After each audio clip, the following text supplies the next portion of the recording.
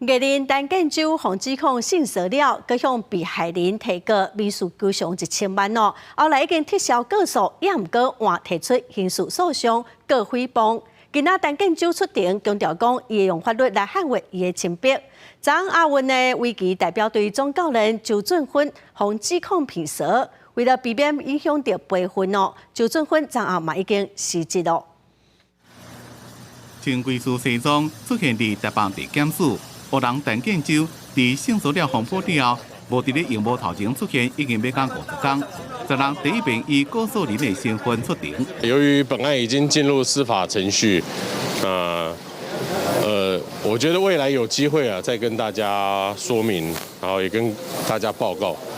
接下来呢，还是持续会用法律来捍卫自己的清白。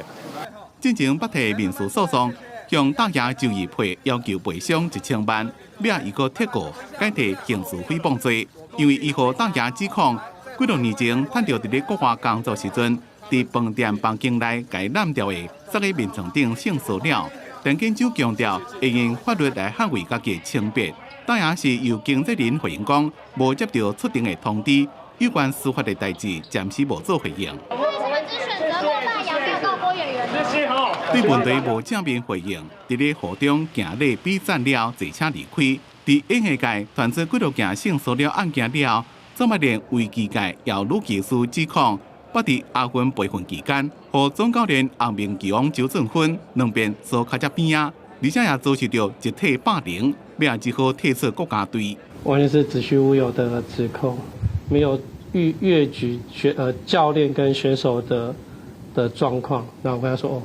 不好意思，老师只是给你鼓励跟打气，我没有任何意思。原本对指控是放任，不过15案突然间佫发声明，讲因为考虑就要比赛啊，想要互代表队更加清洁的训练环境甲空间，决定要是亚运围棋总教练，也若是不是采取司法的途径，怎么也佫伫咧研究。记者综合报道。